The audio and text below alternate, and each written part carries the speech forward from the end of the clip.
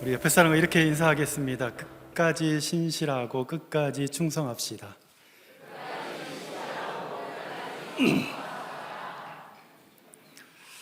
목회를 하면서 참 귀한 분들을 많이 만나게 됩니다.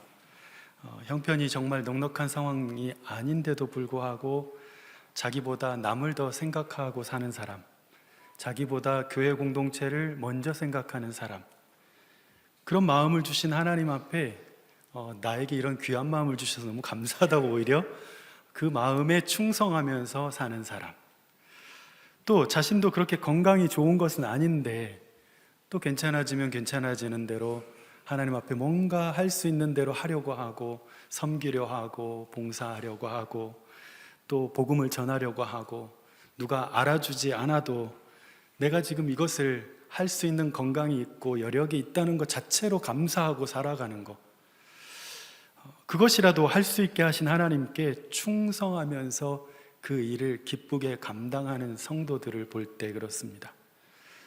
어떤 분은 목사님, 제가 이제는 힘도 없고 또 자랑할 것도 없고 뭘 할 수 있는 능력도 없는데 그래도 기도할 수 있는 마음을 주셔서 내가 기도하면 하나님이 일하시니까 그래도 열심히 기도할 수 있게 하신 것도 너무 감사하다고, 그런 말을 들었을 때 참 귀하다.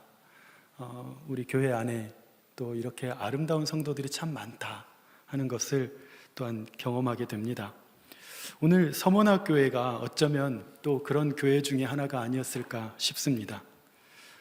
요한계시록은 지구 종말이나 또는 장차 일어날 일들에 대한 무시무시한 어떤 것을 예언한 책이 아니라 박해 상황 가운데 있었던 교회들, 그 중에서도 7교회를 대표적으로 7교회들을 향하여서 그 믿음을 끝까지 지켜내서 이 박해 상황 가운데 잘 견뎌내서 이기는 자가 되라고 권면하는 그런 책이기도 하고, 또 지금 그 후대에 이렇게 요한계시록을 만나는 우리에게는 신앙을 지키기가 너무 어렵고 믿음대로 살기가 너무 어려운 그런 상황 속에서 우리가 박해를 받고 어려움을 당한다 할지라도 내 삶의 상황을 하나님이 다 보고 계시고 또 분명히 갚으실 것을 믿고 저 하늘나라, 우리에게 약속하신 예비하신 그 하늘나라를 바라보며 살게 하시는 그런 아름다운 책입니다. 각 교회들에게 주신 말씀들을 보면 정말 소스라치는 그런 말씀들이 있습니다. 그 공동체가 마치 그 밤모섬에서 따끈따끈하게 쓰여진 그 두루마리를 가져와 가지고, 자, 에베소 교회에서 받으세요, 서문학교에 받으세요 해서 두루마리를 쫙 펼쳤을 때 얼마나 소스라쳤을지 모르겠어요. 마치 우리가 신년 말씀 카드를 받을 때 그런 느낌일까? 그 정도는 아니겠죠. 그 정도는 아니겠지만 어떻게 딱 이 말씀을 주시나, 내가 지금 이런 고민 가운데 있었는데 그 말씀을 보자고 전율을, 어떻게 내 상황을 알고, 어쩌면 또 오늘 이 시간에 우리 강석교회를 또 오게 돼가지고 하필 또 딱 왔는데 또 저 말씀을 하시나, 아마 그럴 수도 있어요. 그런데 에베소 교회에 주어진 말씀을 에베소 교인들이 사도 요한이 보냈대 그래가지고 딱 펼쳤는데 뭐라고 되어 있습니까? 너희가 처음 사랑을 버렸느니라. 그 얘기가 딱 나오죠. 계시록 2장 4절 같이 한번 읽겠습니다. 시작. 그러나 너를 책망할 것이 있나니 너의 처음 사랑을 버렸느니라. 아마도 공동체가 다 알고 있지만 서로 얘기하지 않았던 것, 서로 뭐가 문제인지 알지만 누구든 선뜻 나서지 못했던 문제였을 거예요. 처음 사랑을 버렸다. 그 딱 보는 순간 아마 공동체 리더들이 다 전율을 일으키지 않았을까. 그런데 오늘 서문학교에서는 이렇게 쓰여 있습니다. 너는 장차 받을 고난을 두려워하지 마라. 내가 죽도록 충성하라. 그리하면 내가 내게 생명의 면류관을 주겠다. 나의 형편과 사정을 다 아시는 하나님이 어떻게 장차 받을 고난을 없애주겠다, 또는 더 이상 이제 네가 고통을 당하지 않을 것이고 그 문제에서 노임을 받을 것이다 라고 하시지 않고 계속 있을 거라는 거예요. 장차 너가 계속 고난을 받을 건데, 지금 이 일이 계속 진행이 될 건데, 그럼에도 불구하고 내가 죽도록 충성하라. 그리하면 내가 생명의 관을 내게 주리라고 하십니다. 아쉬운 말씀이죠, 사실. 지금 고난받고 있는 상황이면 딱 그 말씀을 받았을 때 너 이제 고난 끝, 행복 시작이야, 딱 그럼 아멘 할 텐데, 그게 아니고 계속 고난이 있을 건데 잘 받아 이런 느낌이잖아요. 여러분, 하나님이 나의 이 질병에서 노임을 받게 하시고 질병을 고쳐주시고 충성을 요구하시지, 이 가난에서 좀 벗어나게 하시고 난 다음에 나에게 충성을 요구하시지, 이 꼬여버린 삶에서, 이 불확실한 내 미래에서 좀 노임을 받게 하시고 나서 뭘 충성하라고 하시지, 이 질병과 가난과 힘든 삶은 지속될 것인데 끝까지 믿음을 잃지 말고 끝까지 하나님을 믿는 도리를 가진 자로서 살라고 지금 얘기하는 것입니다. 서모나는 지금의 이즈미르라는 터키의 서부 해안 도시입니다. 요한계시록에 나타나 있는 7교회 중에 현존하는 유일한 도시입니다. 사진을 그래도 한번 봐야겠죠. 어딘가. 네, 저기랍니다. 박스를 딱 스쳐있죠. 이즈미르, 서머나. 네, 터키 서부고 그리스 동쪽이죠. 지금 튀르키예의 튀르키로 바뀌었죠. 튀르키예 서부에 있는 해안 도시입니다. 그 위에는 지금의 모습이고요. 엄청 발전된 도시죠. 그리고 그 밑에는 서머나 교회를 이제 복원시켜 놓은 그런 교회입니다. 로마 제국의 황제 숭배가 극에 달했을 때 그리스도인들만이 황제를 주님, 주인님이라고 부르지 않는 거예요. 우리가 주여, 주여, 그 주자는 주인 주자거든요. 주여, 주인님 그러는 거예요. 우리가 나의 주인님, 내 삶의 주인님, 내 인생의 주인님, 주여, 주님. 근데 예수 믿는 사람들만 황제한테 주라고 안 부르는 거예요. 예수만이 주라는 거예요, 그 사람들은. 그러니 로마 제국에서 볼 때는 심각한 반정부 세력이고 박해 대상이 되는 것이죠. 여러분, 우리가 아주 쉽게 우리가 예수는 주, 예수는 주, 너무 쉽게 우리가 편하게 부르잖아요. 그런데 어떤 시대에는 로마 황제가 나의 주가 아니라 예수가 나의 주라고 하는 그 고백, 믿음의 표현이었고, 예수는 주라고 한마디 한 것 때문에 생명을 걸어야 하는 그런 때가 있었다는 것이죠. 그래서 서머나 교회에 대해서 예수님을 어떻게 표현했냐면, 이 계시록의 교회들에게 주는 사자의 그 이름을 예수님이 이렇게 가라사대 뭐 이르시되 이렇게 하지 않고, 에베소 교회 같은 경우는 오른손에 있는 7뼈를 붙잡고 7 금촛대를 거니는 신은 이가 이르시되 이렇게 표현하고, 서머나 교회 오늘 8절을 한번 보겠습니다. 8절에 서머나 교회에서는 시작, 서머나 교회의 사자에게 편지하라. 처음이며 마지막이요 죽었다가 살아나신 이가 이르시되. 처음이고 마지막이고, 지난번 제가 설교할 때 알파와 오메가, 하나님이 처음이시고 하나님이 마지막이시다. 그건 또 뭐냐면 죽었다가 살아났다는 것은 부활을 얘기하는 거예요. 지금 왜 꼭 서머나에서는 이 부활을 얘기한 걸까요? 박해 상황 가운데 사람들이 죽어나가는 거예요. 부활을 얘기하는 거예요. 부활이 소망이 되는 거예요. 죽었다가 살아나시니, 즉 서머나 교회에게만 그렇게 말씀하신 것입니다. 그런데 이 박해에서 가장 힘든 게 뭔가 봤더니 다른 게 아니고 로마 제국의 칼과 창 뭐 이런 게 아니고, 같은 유대인들이 비방하고 같은 나를 알만한 사람들이 고발을 하는 거예요. 9절을 같이 읽겠습니다. 9절 시작. 내가 내 환난과 궁핍을 알거니와 실상은 내가 부요한 자니라.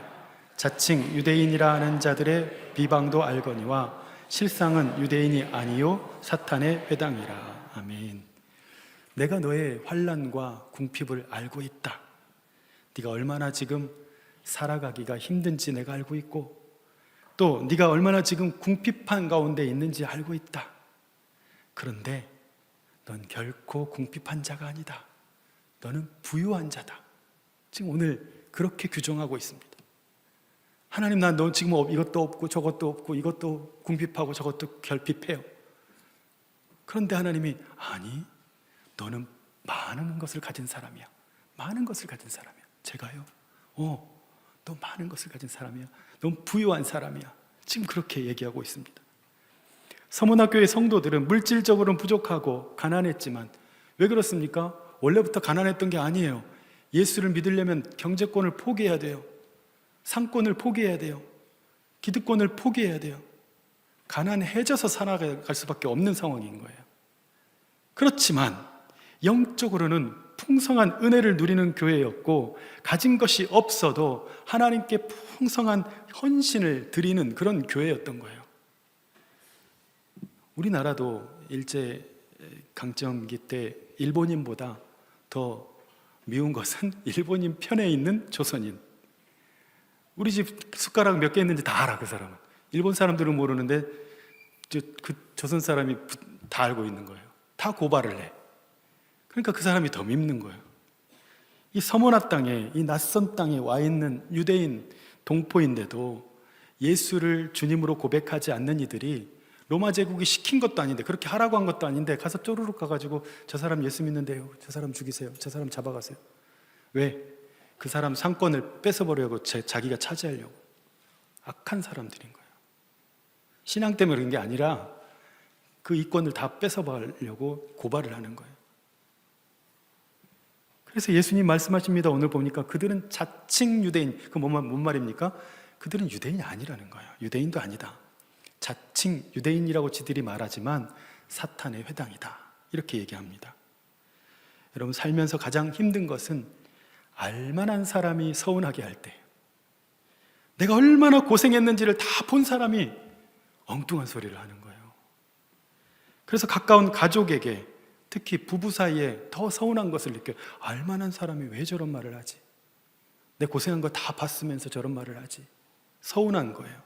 알만한 사람이 오히려 나를 지적하고 나를 알고 있기 때문에 더더욱 나를 더 힘들게 하고, 내가 수고하고 애쓴 것을 몰라줄 때 아쉽고 서운한 마음이 드는 것입니다.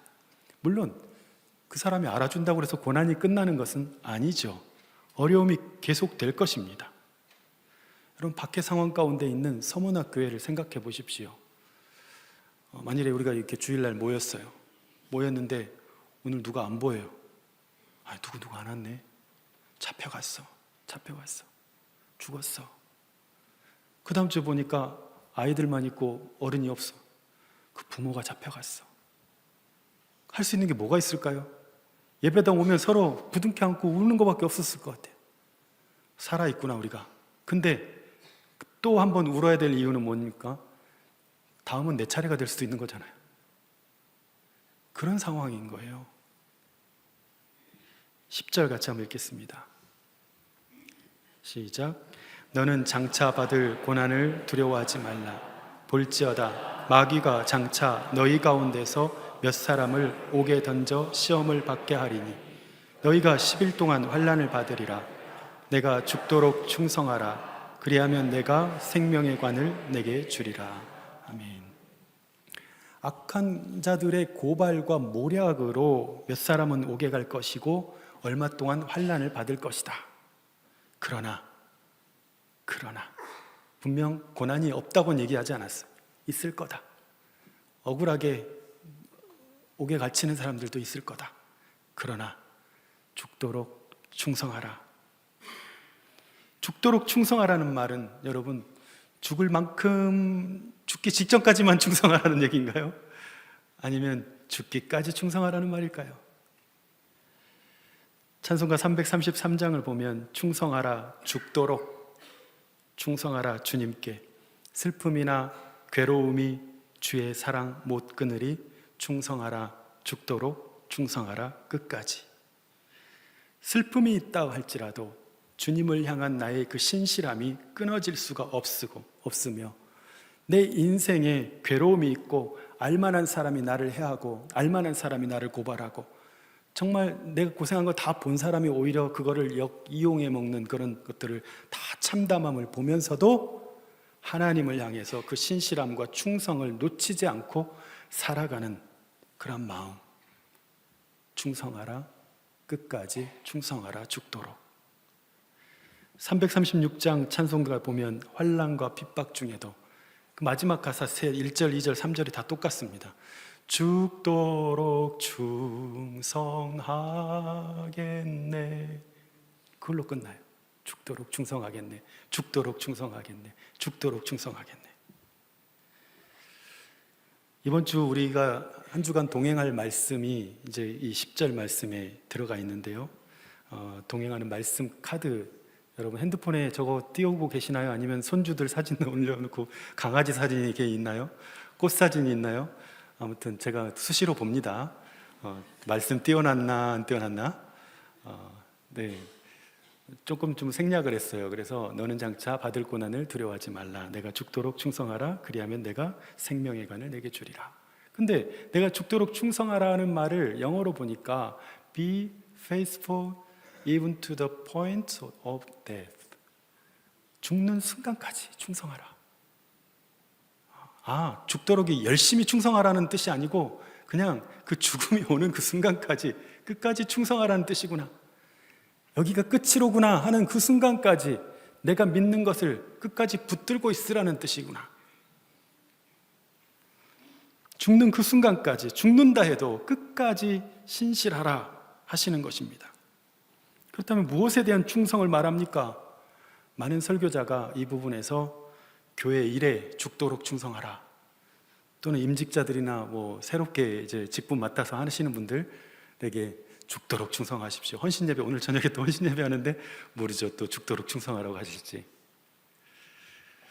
그러나 오늘 본문에서 말하는 죽도록 충성하라는 의미는 어떤 교회에 죽도록 충성하라는 뜻이 아니라 끝까지 하나님에 대한 신뢰를 붙들고 살라는 뜻입니다. 끝까지 하나님에 대한 신뢰를 버리지 말고 놔버리지 말라는 거예요. 끝까지 하나님이 주신 약속, 그것을 끝까지 붙들고 있으라는 거예요. 내 너를 떠나지도 않으리라, 내 너를 버리지도 않으리라 하신 그 말씀을 끝까지 붙들고 그냥 있는 거예요. 내가 지금 볼 때는 아무런 희망도 없어 보이고, 내가 볼 때는 내 인생에 아무것도 보이는 것이 없어요. 길이 안 보여요. 그런데 내가 길을 붙잡고 있는 것이 아니라 나는 하나님의 약속을 붙들고 있어. 끝까지 나는 눈을 감고 주님의 약속을 붙들어요. Be faithful. 끝까지 주님의 약속을 붙들어요. 내 너를 떠나지도 않으리라, 내 너를 버리지도 않으리라. 죽는 그 순간까지 하나님을 향한 믿음을 지켜내라 하는 뜻입니다. 좀 더 풀어서 말하면 내 마음에 자리 잡은 하나님에 대한 나의 고백을 끝까지 지키라 하는 것입니다. 예수님이 나의 주님, 예수님이 내 생명의 주인, 예수님이 내 삶의 주인이 되신 그 이후로부터 예수님이 정말 내 삶의 주인이 되어주셨고 내 생명의 주인이 되셨음을 경험하고 살았기에 끝까지 그 신실함을 지키고 내가 예수 믿는 사람 맞다고, 나 예수 믿는 사람이라고 고백하면서 사는 것, 그것이 죽도록 충성하라는 것입니다. 여러분, 하나님의 사랑이 끝까지 우리를 붙들고 계심을 믿으시길 바랍니다. 내 너를 떠나지도 않으리라, 내 너를 버리지도 않으리라 하시는 그 하나님의 약속이 여러분을 우리가 붙들고 있는 거 아니라 주님께서 우리를 붙들고 계시는 줄 믿으시길 바랍니다. 하나님의 긍휼이 끝까지 우리를 감싸 안아주시니 우리도 하나님의 긍휼을, 그 순간까지도 하나님의 긍휼을 기대하면서 살아갈 수 있는 그런 성도가 될 수 있기를 간절히 축원합니다. 그에 대한 보상이 보니까 생명이라는 거예요. 생명. 내가 죽도록 충성하라. 그리하면 생명의 관을 내게 주리라. 이전 개역 한글판에서는 생명의 관을 생명의 면류관이라고 되어 있습니다. 그게 좀 더 확연해 보이죠. 면류관은 마라톤 경기를 다 마치고 나서 이기는 자에게 주는 그 관을 의미합니다. 이긴 자. 그런데 생명의 면류관을 주겠다고 하는 것은 대단히 아이러니한 표현이죠. 왜냐하면 그 전에 죽도록 충성하라, 즉 죽으라고 했는데 그 다음에는 생명을 주겠다는 뜻이잖아요. 11절에 보면 둘째 사망의 해를 받지 않을 것이다 라고 얘기합니다. 그건 뭡니까? 첫째 사망의 해는 받을 수 있다 라는 뜻이기도 하죠. 11절 같이 한번 보겠습니다. 시작. 귀 있는 자는 성령이 교회들에게 하시는 말씀을 들을지어다. 이기는 자는 둘째 사망의 해를 받지 아니하리라. 아멘. 육신의 죽음은 있을 수 있으나 주님 다시 오실 날 얻을 생명으로 영영한 죽음, 둘째 사망은 없을 것이라는 뜻입니다. 이 서머나 교회에는 기독교사의 유명한 순교자가 있습니다. 바로 폴리캅이라는 분인데요, 사도 요한의 마지막 제자로도 알려져 있습니다. 그 폴리캅 기념교회에 보면 그림이 있는데요, 저런 화형당하는 그 그림이 있습니다. 참 대단한 믿음을 가지신 분인데, 로마 병정들이 자신을 잡으러 왔을 때 그들을 위해서 오히려 음식을 탁 차려놓고 대접을 했다는 거예요. 자기 잡으러 죽이려고 온 사람들을 음식을 준비해 놓고 자 드세요, 환대를 하면서 다 먹이고 난 다음에 다 먹고 난 후에 제가 좀 잠시 기도할 시간 좀 가져도 될까요? 기도하고 자 이제 가시죠. 그리고 간 거예요. 총독이 폴리캅에게 말합니다. 이 사람이 서머나의 지역에서 너무나 존경을 받는 사람이니까 함부로 죽일 수가 없어서, 당신이 사람들로부터 존경을 받는 사람이니까 한 번만 예수를 부인하면 내가 살려주겠다 얘기를 합니다. 그러니까 폴리캅이 대답합니다. 나는 86년 동안 86세를 살았다는 거잖아요. 86년 동안 그분을 섬겼지만 그분은 나를 단 한 번도 나를 서운하게 하시지 않으셨습니다. 그런데 내가 어찌 그분을 서운하게 하겠습니까? 총독이 바로 너 그럼 화형에 처하겠다 라고 엄포를 놓습니다. 그러니까 폴리캅이 대답합니다.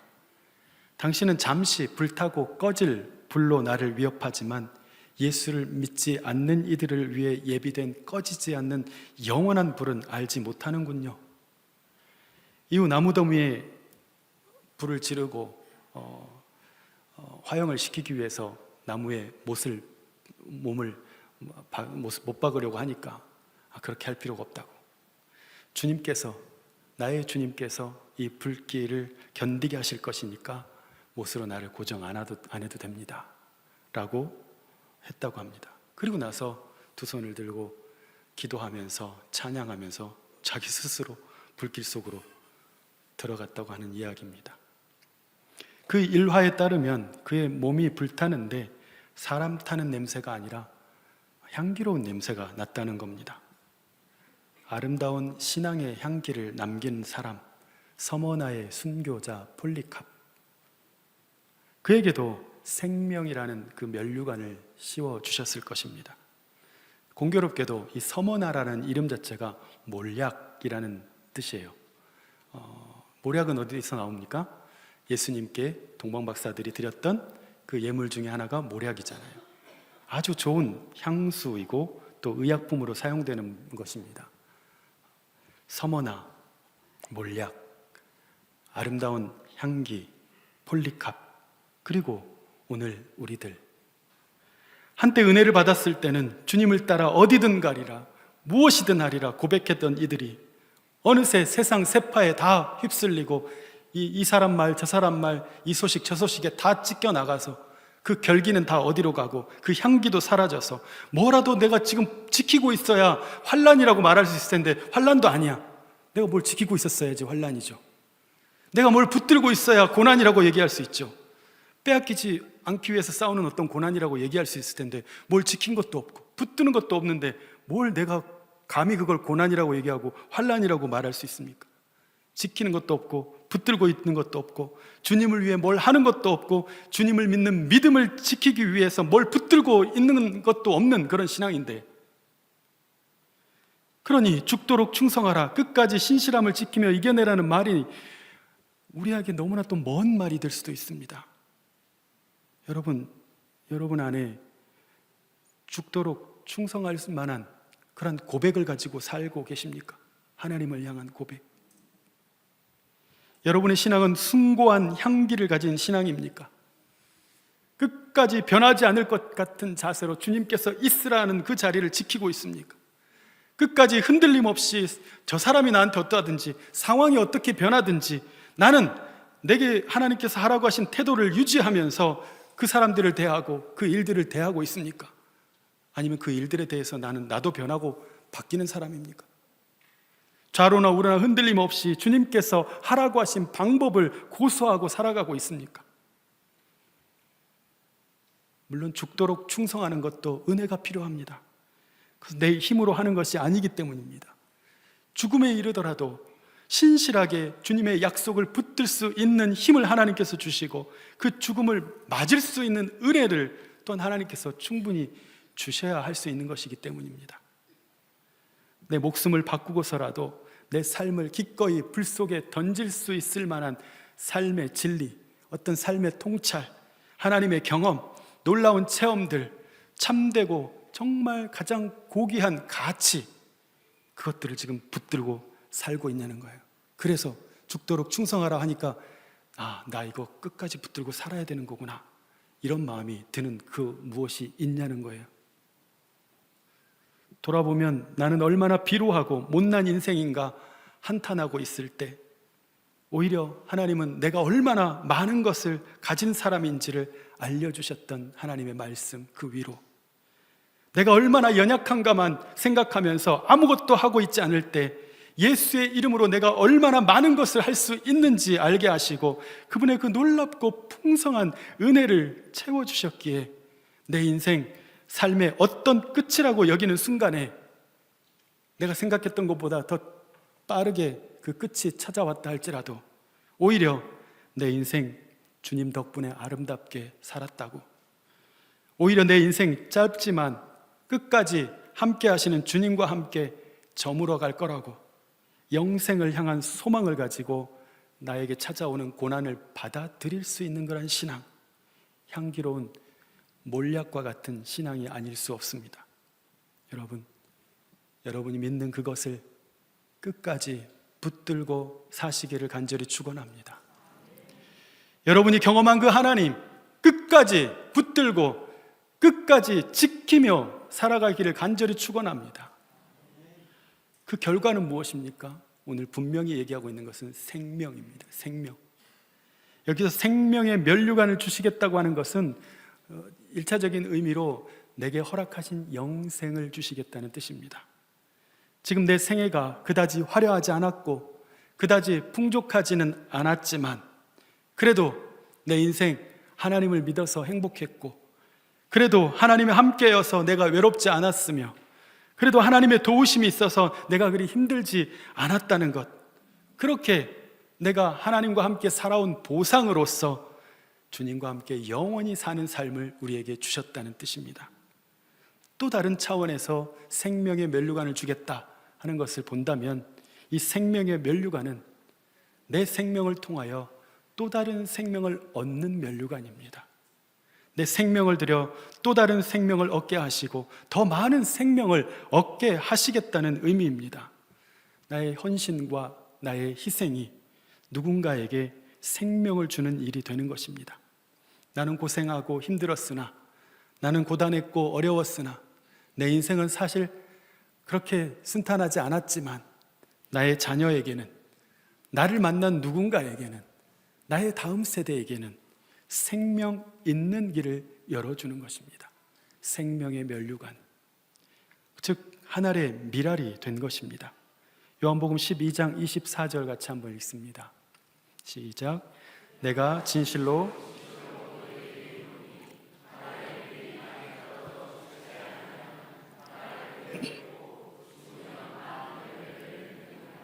아멘. 내가 충성하고 내가 헌신하고 해서 내가 다 누리지 못한다 할지라도, 그 열매를 다 맛보지 못하고 끝을, 1차적인 끝을 맞는다 할지라도 나의 그 충성된 믿음은 누군가에게 생명을 주는 일이 된다는 것입니다. 내가 다 받아 누리지 않더라도 나의 신실한 헌신은 누군가에게 생명을 주는 면류관이 될 것입니다. 이것이 우리의 보람이고 이것이 우리의 간증이 될 것입니다. 성도 여러분, 하나님은 오늘 우리에게, 힘겨운 삶을 살아가는 우리에게, 환난과 궁핍 가운데 놓여진 우리에게 죽도록 충성하라, 즉 끝까지 네가 붙들고 있는 것을 놓지 마라, 끝까지 너의 신실함을 잃어버리지 마라. 끝까지 주님의 약속을 붙들고 있어라 말씀하십니다. 이랬다가 저랬다가 하지 말고 끝까지 주님 바라보고 주님을 선택하라고, 끝까지 내게 믿고 확신하게 한 그것을 붙들고 지키라고, 그 안에 거하라고 말씀하십니다. 그래서 참 생명을 얻는 삶이 되고, 그래서 참 생명을 낳는 삶이 될 수 있는 저와 여러분 되기를 간절히 축원합니다. 죽도록 충성하라. 죽기까지, 죽는 순간까지, 여기가 끝이라고 생각되는 그 순간까지 순교자 폴리캅처럼 내가 믿는 것, 주님께서 내게 믿게 하신 그것들을 끝까지 붙들고, 고난과 환난 속에서도 두려워하지 않고 염려하지 않고 위축되지 않고 의연하게 내 앞에 놓여진 불 가운데로 들어가 오히려 불이 되는 그 믿음, 그 향기로운 믿음이 저와 여러분의 믿음이 될 수 있기를 예수님의 이름으로 축원합니다. 기도하겠습니다. 하나님, 주님은 나의 주, 나의 하나님이십니다. 그 한마디가 나를 살게 하고 또 누군가를 살게 하는 믿음 있는 선포요, 생명의 면류관을 얻는 말이 되게 하여 주시옵소서. 예수님의 이름으로 기도드립니다. 아멘.